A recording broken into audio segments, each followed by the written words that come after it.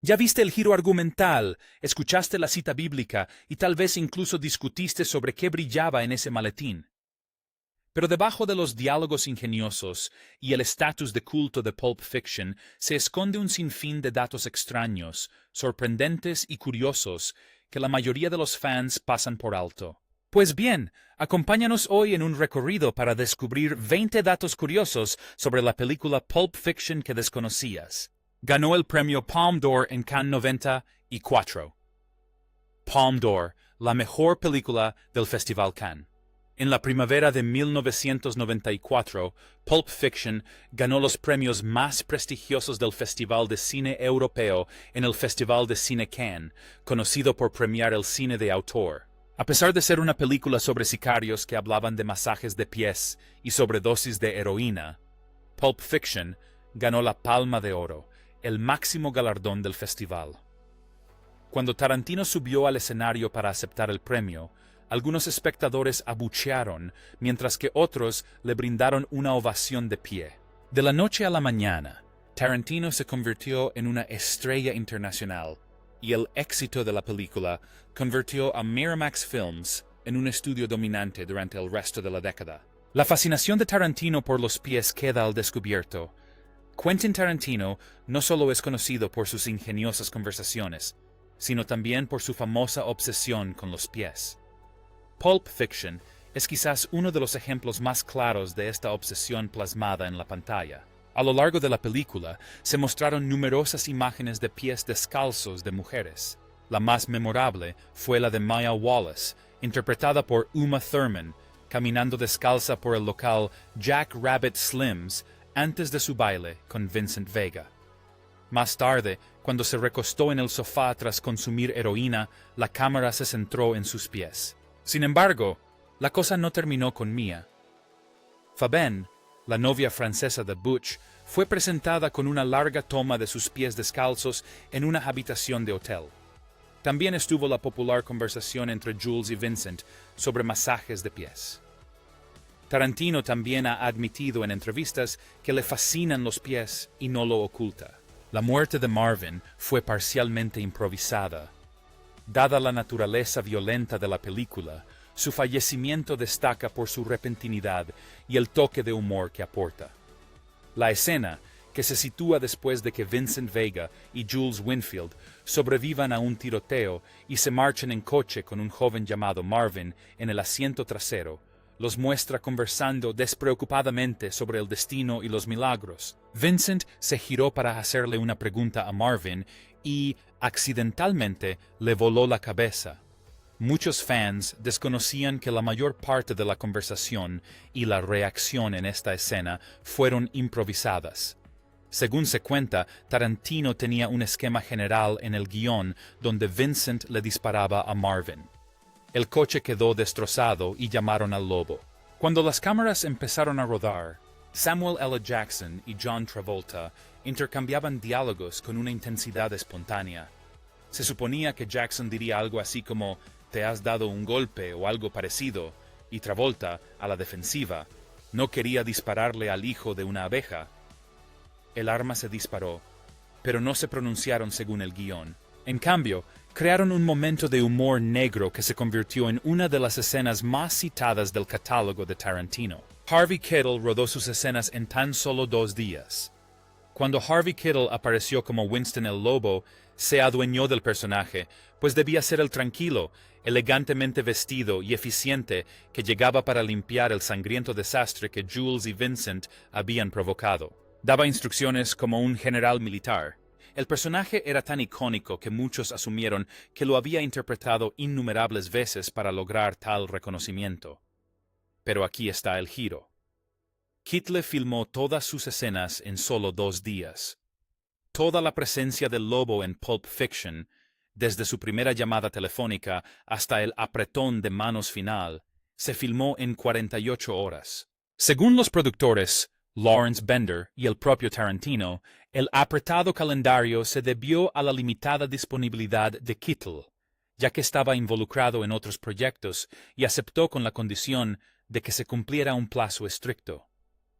La participación de Keitel en la película también benefició a Pulp Fiction, pues fue uno de los primeros en apoyarla y utilizó su influencia para conseguir la financiación necesaria. No solo interpretó un papel legendario en 2 días, sino que también ayudó a dar vida a toda la película. La película no muestra los logotipos de los estudios al principio.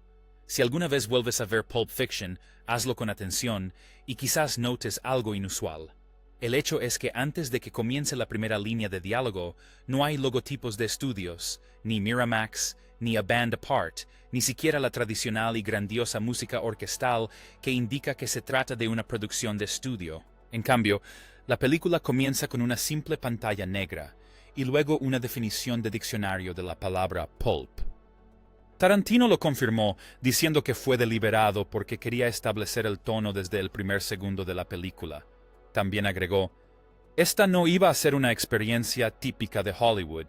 Al saltarse los créditos iniciales tradicionales y pasar directamente a la definición en texto blanco, pulp en una masa de materia suave, húmeda e informe, una revista o libro que contiene temas escabrosos.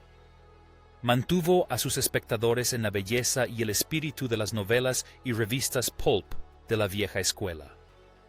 Inmediatamente después de la definición está la caótica escena del restaurante con Pumpkin y Honey Bunny planeando un robo a mano armada. Esa decisión fue más que simplemente omitir logotipos. Fue la forma que tuvo Tarantino de decir que las reglas no se aplican aquí y que Pulp Fiction jugará según sus propias reglas. Tarantino escribió el guión en Ámsterdam. El guión de Pulp Fiction no se escribió en Hollywood ni en una sala de guionistas de una gran ciudad. Gran parte se escribió mientras Quentin Tarantino vivía en Ámsterdam, según se cuenta, en las calles fumando sin parar y tomando notas en los cafés. Según se cuenta, Tarantino acababa de terminar Reservoir Dogs y era aclamado como una nueva promesa del cine independiente. Sin embargo, en lugar de quedarse en Los Ángeles, viajó a Europa, supuestamente para escapar de la presión y, en parte, para encontrar inspiración.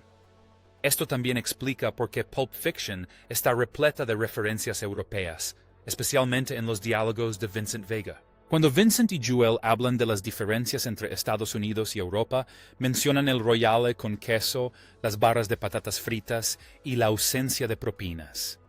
Estas observaciones culturales no son casuales, sino que provienen directamente de las experiencias de Tarantino en Ámsterdam. En entrevistas, Tarantino ha recordado haber comido hamburguesas en restaurantes de comida rápida holandeses mientras tomaba nota de lo extraño que le resultaba todo y absorbía la disonancia cultural. El restaurante Jack Rabbit Slims fue construido desde cero. Uno de los escenarios más importantes de la película Pulp Fiction fue el restaurante Jack Rabbit Slims, donde Vincent Vega llevó a cenar a Mia Wallace. Y un giro inesperado se produjo con sus imitadores de Elvis, camareras que se parecían a Marilyn Monroe, cabinas de cine antiguas y pisos de baldosas a cuadros. El lugar parecía tan real que muchos espectadores asumieron que se había filmado en un auténtico restaurante de los años 50 en algún lugar de Los Ángeles. Sin embargo, la verdad es que Jack Rabbit Slims no existía y se construyó completamente desde cero en un estudio de sonido en Culver City, California. Según se dice, fue diseñado específicamente para reflejar la visión de Tarantino de un delirio de la cultura pop. El decorado se volvió tan legendario que, tras el estreno de la película, se construyeron réplicas del mismo en la vida real por todo el mundo. Bruce Willis aceptó una reducción de sueldo por el papel. Para cuando Pulp Fiction estaba a punto de comenzar su producción, Bruce Willis, que ya era una gran estrella de Hollywood, gracias a sus papeles en éxitos de taquilla como Die Hard y The Last Boy Scout, recibía sueldos de grandes estudios. Ya estaba acostumbrado a protagonizar grandes escenas de acción y ganar sueldos cuantiosos. Sin embargo, lo inesperado ocurrió cuando firmó para Pulp Fiction. Dado que Pulp Fiction era una película independiente con un presupuesto reducido, hizo algo inesperado. Aceptó un salario menor solo por participar. La mayoría de los expertos de Hollywood lo consideraron una apuesta arriesgada para su carrera. Pero Willis, a pesar del modesto éxito de Reservoir Dogs, aún no gozaba de la confianza de Tarantino. Aceptó interpretar a Butch Coolidge, un boxeador sin suerte pero con un código de honor, y la apuesta dio sus frutos. Le brindó a Willis la oportunidad de interpretar un papel más realista que el de su habitual héroe de acción ingenioso. La escena de la sobredosis de Mia se filmó al revés. ¿Recuerdas la escena de la sobredosis de heroína de Mia Wallace después de confundir la heroína de Vincent Vega con cocaína y esnifarla? Lo que hizo que Mia se desplomara en sus brazos con sangre brotando de su nariz y su cuerpo convulsionando después de una carrera caótica y urgente a la casa de su traficante, que concluye con una escena aterradora donde Vincent le inyecta adrenalina directamente en el corazón. 221 a 231. Esa escena mostró un momento de pura tensión cinematográfica, pero lo que muchos desconocen es que el instante en que la aguja se clavó en el pecho de Mia no se filmó como se ve. La aguja nunca se dirigió hacia Uma Thurman porque la toma se filmó al revés por seguridad. Así es como funcionó. John Travolta ya tenía la jeringa presionada contra el pecho de Uma y luego la levantó rápidamente como si la estuviera extrayendo. La grabación se reprodujo al revés durante la producción para crear la ilusión de que la estaba apuñalando. Un truco sencillo produjo un efecto brillante sin efectos especiales ni trucos digitales. Esta técnica se utilizó para garantizar que Thurman no sufriera ningún daño y, además, evitó la necesidad de prótesis arriesgadas o montajes peligrosos. Además, añadió una energía extraña, casi onírica al momento, que se integró a la perfección con el tono de la película. El movimiento invertido le dio al golpe un ritmo rígido que intensificó el horror y la incomodidad de lo que estaba sucediendo. Travolta improvisó su famoso baile. Para quienes hayan visto la película, ver a Vincent Vega, interpretado por John Travolta, deslizarse por el suelo con un cigarrillo en la mano, mientras Mia Wallace, interpretada por Uma Thurman, sigue cada uno de sus movimientos, es realmente extraordinario e inolvidable. Sin embargo, lo que muchos fans desconocen es que el baile de Travolta fue en gran parte improvisado, y gran parte de su encanto radicaba en lo extrañamente poco cool que era.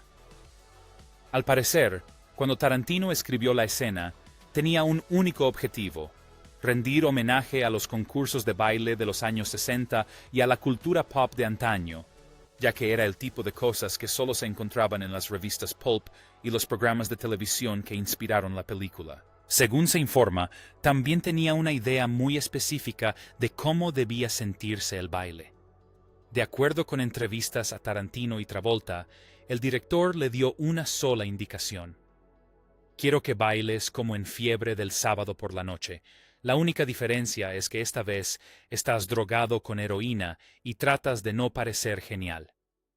Travolta tomó esa idea y la desarrolló, incorporando sus movimientos de twist con guiños a bailes clásicos, incluyendo pasos de la serie de Batman, como The Swim, The Monkey e incluso algunos que improvisó en el momento. Según se informa, Travolta ha declarado en varias entrevistas que estaba encantado de volver a bailar en la pantalla, especialmente porque fue precisamente eso lo que impulsó su carrera en Fiebre del sábado por la noche. La cartera con el asterisco del maldito Cocker era de Tarantino. Uno de los objetos más graciosos de la película Pulp Fiction fue la cartera de Jules Winfield. Tras pronunciar su discurso de justa indignación y retomar el control de la escena del robo en el restaurante, Jules le pidió a Pumpkin que sacara su billetera de entre un montón de otras. Cuando Jules le preguntó cuál era la suya, Pumpkin respondió con indiferencia: es la que dice Bad Mother *Cur. Allí estaba, una billetera marrón lisa con esas palabras bordadas en la parte delantera. Lo que mucha gente desconoce de esa cartera es que no provenía del departamento de utilería. No fue hecha para Samuel L. Jackson ni para su personaje. Pertenecía al mismísimo Quentin Tarantino. Y, según se cuenta, Tarantino la había comprado en una tienda de artículos de broma mucho antes de que se rodara la película.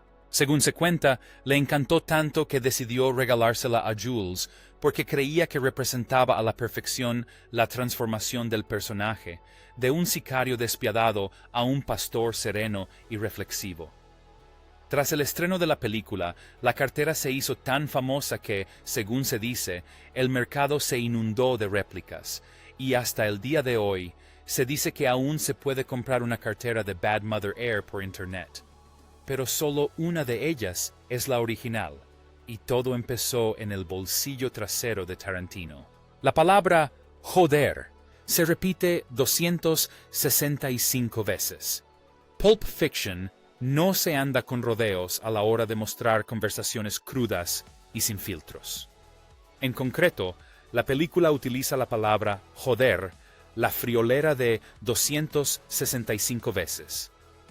Eso equivale a casi 3 veces por minuto a lo largo de sus aproximadamente 154 minutos de duración. Para ponerlo en perspectiva, en el momento de su estreno en 1994, Pulp Fiction se convirtió en una de las películas más profanas de la historia del cine comercial de Hollywood, porque no se limitó a usar palabrotas como condimento, que era la esencia de la película. También las empleó como puntuación, ritmo, comedia, impacto y para el desarrollo de los personajes. Se dice que la razón de la abundancia de blasfemias reside en el compromiso de Tarantino con el realismo a través de diálogos estilizados. Para Tarantino, los gángsteres no hablan ni deben hablar como los villanos de película, porque están hechos para divagar, discutir, maldecir y contradecirse como personas reales. Cuando Joel y Vincent hablaban de hachís en Ámsterdam, de masajes de pies o de cómo se llaman las hamburguesas con queso en Francia, la palabrota les salía con naturalidad, como si formara parte de su ADN. También era una herramienta poderosa para personajes como Jules Winfield y Marcellus Wallace, quienes la usaban para imponer su autoridad, expresar su rabia o aliviar la tensión con humor negro. Incluso personajes como Pumpkin y Honey Bunny lo lanzaban con desenfreno mientras se preparaban para robar un restaurante, lo que le daba al diálogo una energía caótica. La película se realizó con tan solo $8 millones. A la mayoría de la gente le cuesta creer que la película que ayudó a transformar el cine moderno, dando a conocer a Tarantino al mundo y relanzando la carrera de John Travolta, se haya hecho con un presupuesto de solo $8 millones.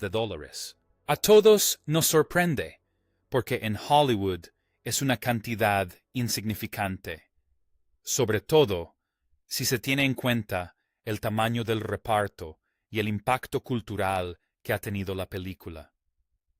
Desglosando el presupuesto, se dice que $5 millones se destinaron directamente a pagar a los actores, dejando solo $3 millones para todo lo demás, como el diseño de producción, el vestuario, el material fílmico, el equipo de cámara, las localizaciones y la postproducción. No hubo decorados ostentosos, porque cada dólar debía estar bien invertido. Y Tarantino, con la ayuda de productores como Lawrence Bender y el productor ejecutivo Harvey Weinstein, lo logró. Incluso el decorado de Jack Rabbit Slims, aunque era un set construido, se edificó con materiales económicos como madera contrachapada y un equipo mínimo. La producción se basó en un trabajo de cámara creativo, rápidos ajustes de iluminación y calendarios de rodaje ajustados para cumplir con los plazos. Uma Thurman casi dijo que no. Es difícil imaginar Pulp Fiction sin Uma Thurman. Claro que sí, porque su interpretación de Mia Wallace, aunque misteriosa, también fue elegante, impredecible y se convirtió en uno de los elementos más icónicos de la película. Desde su humor inexpresivo hasta su concurso de twist y la aterradora escena de la sobredosis, lo hizo bien y sin esfuerzo. Sin embargo, esto es lo que la mayoría desconoce. Casi rechazó el papel. En el momento del rodaje, Thurman era una actriz en ascenso, conocida por sus papeles y actuaciones sofisticadas en películas como La Amistad Peligrosa y Henry y June. Pulp Fiction era algo completamente distinto. algo nuevo para ella, ya que era ruidosa, violenta, de humor negro y poco convencional. Cuando Tarantino le envió el guión por primera vez, al parecer ella dudó. Según varias entrevistas, Thurman tenía serias reservas sobre el tono de la película y la intensidad de la escena de la sobredosis de Mia. Tarantino, sin embargo, se mantuvo firme porque creía que ella era la única actriz que podía hacer que Mia Wallace se viera a la vez peligrosa y vulnerable, fría y trágica. Así que, cuando ella no aceptó el papel de inmediato, según se cuenta, él la llamó y mantuvieron una larga conversación en la que le leyó el guión en voz alta, página por página. Conmovida por el compromiso de Tarantino, ella finalmente aceptó, entregándose por completo al personaje y colaborando estrechamente en su apariencia, su voz y, sobre todo, en ese icónico corte de pelo bob negro. El resultado fue una actuación que definió su carrera y convirtió a Mia Wallace en un ícono de la moda y en un disfraz de Halloween.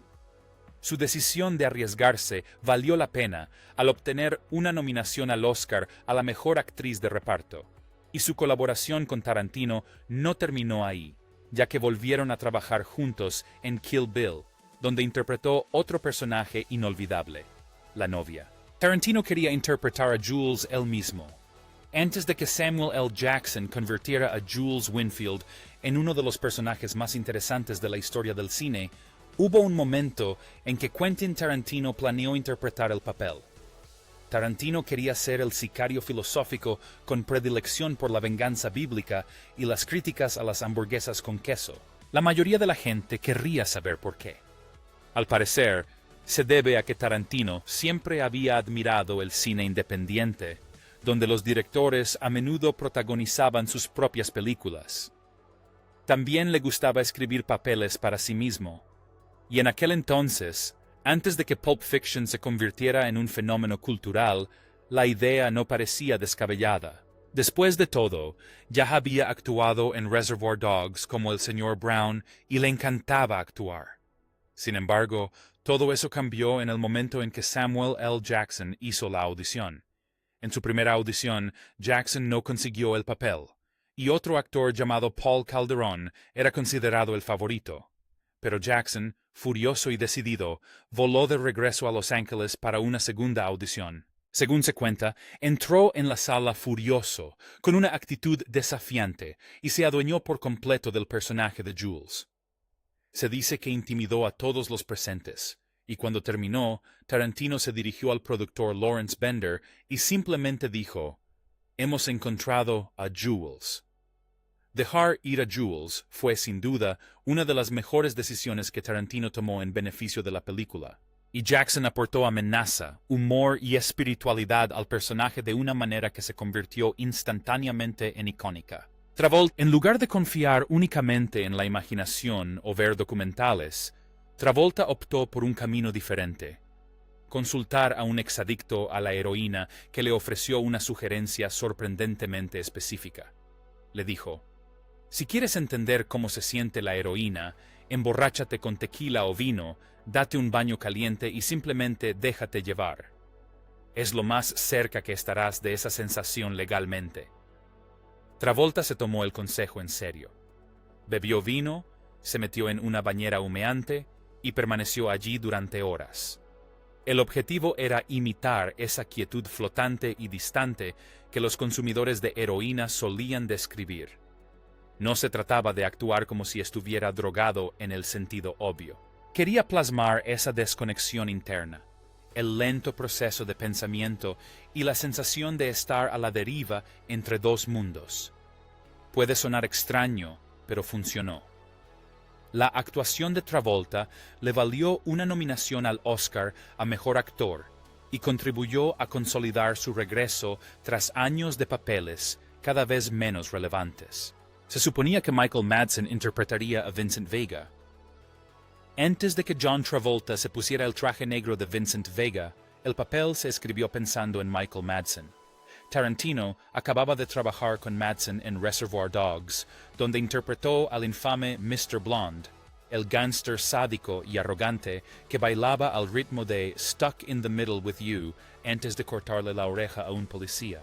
Y Mads, aunque, según se dice, Madsen era la primera opción de Tarantino, rechazó el papel y Tarantino, decepcionado pero decidido, recurrió a John Travolta.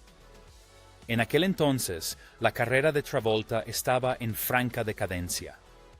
Era conocido principalmente por sus años de gloria en la película de los 70, Fiebre del sábado por la noche en Grecia. Había pasado las décadas de los 80 y 90 participando en películas olvidadas. Mientras tanto, según se informa, Michael Madsen expresó posteriormente un profundo arrepentimiento por haberse perdido Pulp Fiction, admitiendo en entrevistas que fue una de las decisiones profesionales más difíciles de su vida. Samuel L. Jackson estuvo a punto de perder el papel. Durante el casting, otro actor llamado Paul Calderón hizo una audición muy buena para Jules, tan buena que impresionó a Tarantino y casi se queda con el papel. Cuando Jackson escuchó esto, se enfureció porque su primera audición no había salido bien. Y en lugar de rendirse, redobló sus esfuerzos. Voló de regreso a Los Ángeles por su cuenta para una segunda audición. Esta vez, no solo audicionó, sino que dejó huella. Cuando entró en la sala, Jackson se mostró intenso, concentrado e intimidante, pues dicen que irrumpió en escena con una convicción arrolladora, captando la atención de todos. Según los presentes, en cuanto terminó, la sala quedó en silencio. Entonces Tarantino dijo sin dudarlo: «Hemos encontrado a Jules». A partir de ese momento, no hubo duda de quién se quedaría con el papel. Su actuación le valió a Jackson una nominación al Oscar y lo consagró definitivamente como una figura de renombre en Hollywood.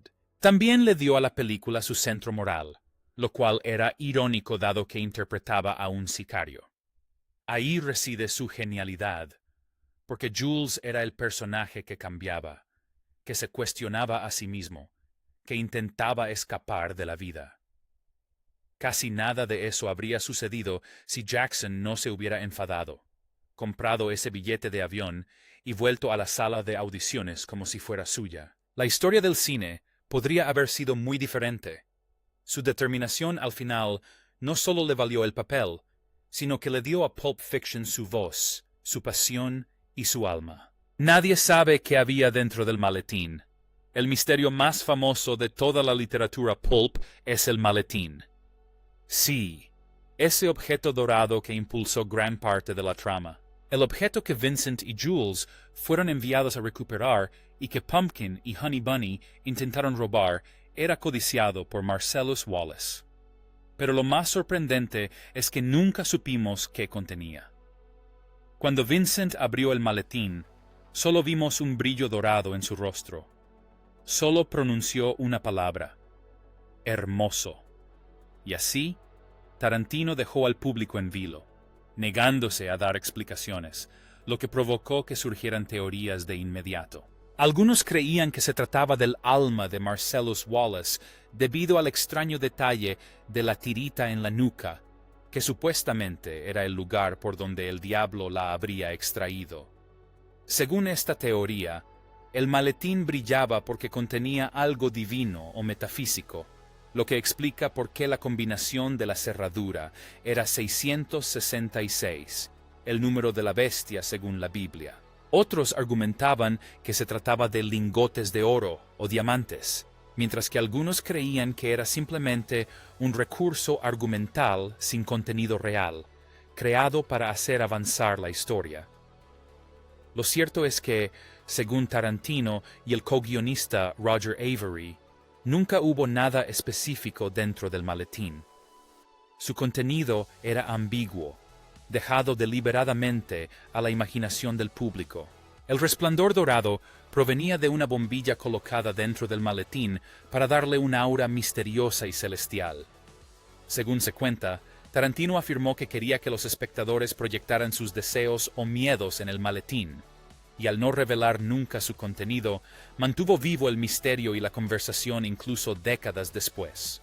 La cronología de la película está completamente desordenada. Cuando la gente piensa en Pulp Fiction, Recuerda escenas inolvidables como el concurso de baile entre Vincent y Mia, Jules citando el libro de Ezequiel de la Biblia antes de un golpe, el rescate de Butch con su espada samurái, o el tenso robo en el restaurante. Sin embargo, muchos no se dan cuenta de inmediato de que ninguno de estos momentos se desarrolla en una secuencia lineal tradicional. La película está estructurada como una narrativa no lineal, con eventos desordenados cronológicamente, y esto se logra con precisión quirúrgica. Al principio, puede parecer aleatorio, ya que la película comienza con Pumpkin y Honey Bunny planeando robar un restaurante. Luego, la historia salta a Jules y Vincent, quienes se dirigen a recuperar el maletín de Marcellus Wallace. Después de eso, avanzamos en el tiempo hasta la salida nocturna de Vincent y Mia, aunque cronológicamente ocurrió después del robo del maletín. El combate de boxeo y la traición de Butch tienen lugar antes de que Vincent y Jules visiten el restaurante, y la muerte accidental de Marvin ocurre antes de que Vincent fallezca en el apartamento de Butch. Las escenas finales regresan al restaurante, rememorando el robo de Pumpkin y Honey Bunny. Pero ahora se ven desde la perspectiva de Jules, mostrando su transformación y su decisión de abandonar esa vida. La desorientación fue intencionada. Según se dice, Quentin Tarantino no solo alteró la línea temporal para crear un efecto transgresor, sino también para revelar con mayor fuerza el desarrollo del personaje. Por ejemplo, si la película se hubiera editado cronológicamente, el despertar espiritual de Jules, en el que perdona a Pumpkin y Honey Bunny y dice que se esfuerza mucho por ser el pastor, habría ocurrido al principio, mucho antes de que lo viéramos cometer ningún acto de violencia. Eso habría restado impacto a su transformación. Al situar ese momento al final, Quentin Tarantino lo convirtió en una recompensa o un respiro moral tras una película llena de caos. Si la película se reeditara siguiendo el orden correcto, sería una historia de crímenes bastante lineal. Pero dejarla desordenada le permite adquirir un carácter más poético. Invita al espectador a reflexionar, a repasar y a reconstruir los acontecimientos por sí mismo, algo que Tarantino también buscaba. Según se dice, ese enfoque cambió la forma en que los cineastas contaban historias. Tras la literatura pulp, la narración no lineal se popularizó en Hollywood, desde Memento hasta 21 Grams, pero ninguna capturó el ritmo y la magia como la original de Tarantino. Han pasado 3 décadas y Pulp Fiction sigue vigente, generando debates, memes, revisiones y teorías. Desde el misterioso maletín hasta un baile improvisado o un personaje que se robó la película en solo 2 días, estas pequeñas y curiosas verdades son las que mantienen viva la película. ¿Cuál es tu parte favorita? Cuéntanos en los comentarios. Y no olvides compartir este video, darle me gusta y suscribirte a este canal.